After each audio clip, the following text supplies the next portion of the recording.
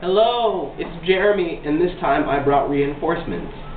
This is my roommate, Saurabh. How's it going? And friend. Saurabh, you already said hi to the camera. We're here to talk about The Social Network, a movie which both of us very much enjoy. Yeah, no, I'm joking. Why did you enjoy it? Why did I enjoy it? Basically, the plot kept me, for a movie that's a drama, the plot always kept me thinking, always kept me like on my feet. Sometimes dramas tend to get a little dull at times, but this one didn't. There was never a dull moment. What I liked especially was the dialogue. Mark Zuckerberg's, Jesse Eisenberg's delivery of every dialogue was absolutely phenomenal. It was perfect.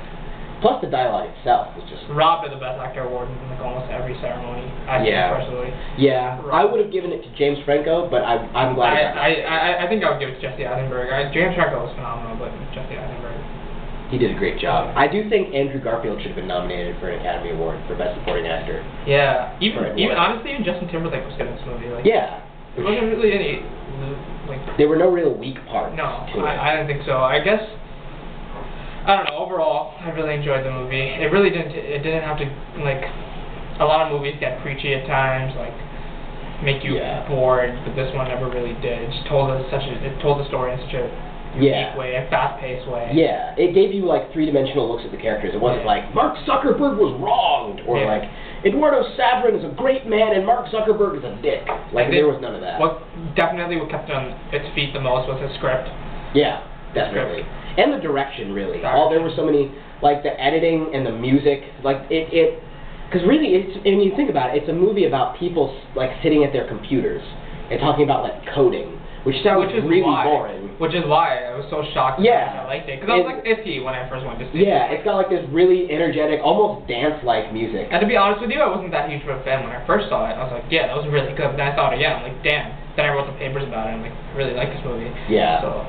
there's so much to like talk about with just the themes, because it's not like I know some people got mad because it doesn't follow reality like really closely, but they never actually said they wanted to make like a movie. Well, then again, that's what makes a movie a movie. Yeah, that most movies take a lot big of times licenses. when directors try to follow reality, it's not as good. It's boring. Yeah.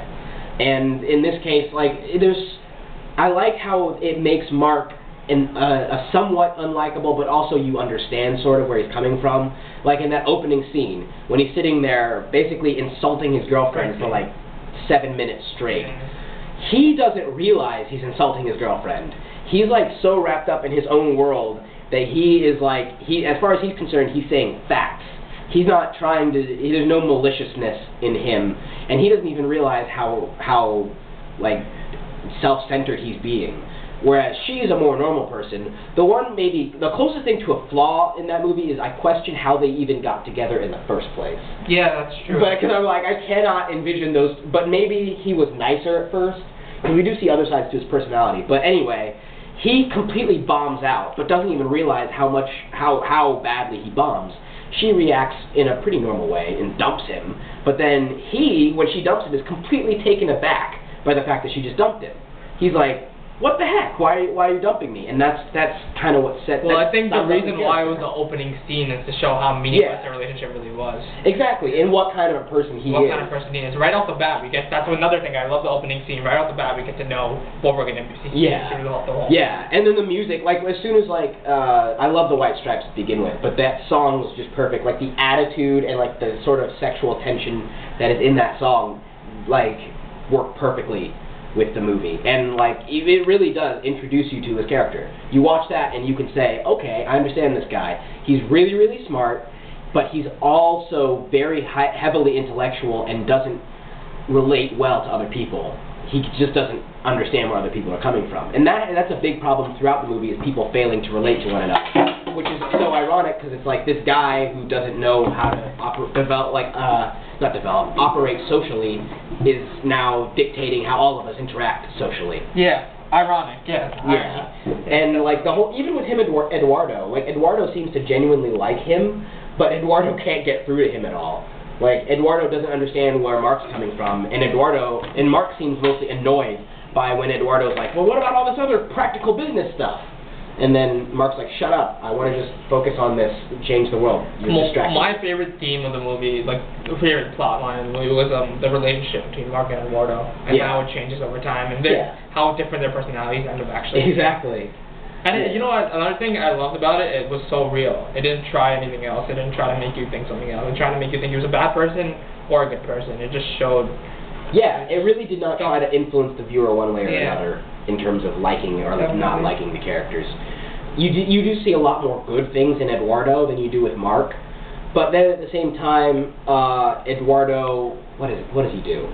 Oh yeah, when he freezes the account and things like that. Like you can see he can be vengeful and spiteful too, and you know, then his girlfriend. I love his girlfriend. She's like such a psycho. And like she's not a psycho the whole time. She's not like a caricature. You just see she's like at first she's like a cool person, but then she also has real like control issues. The way the women are portrayed in that movie is completely like it's just like wow. Well, I liked his girlfriend was pretty respectfully treated, I thought. I think that it showed you two different types of women. Yeah. And Eduardo's girlfriend and Mark's girlfriend. Yeah. And so it was cool to see that. Yeah. And Justin Timberlake was good. He was good. He was really good. As like someone who developed Napster. And his performance was good. I think overall he's a good actor too. All of them. It was a good star cast.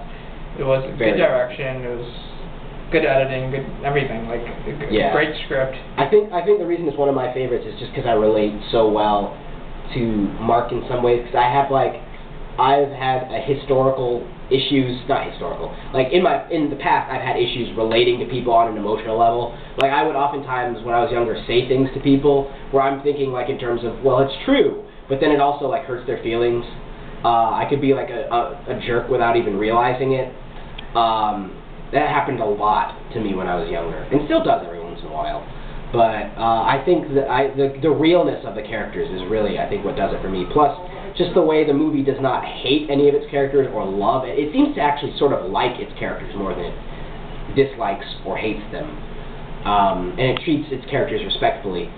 But yeah, has it been 5 minutes? It starts at 25 minutes. What does it say? At least 8.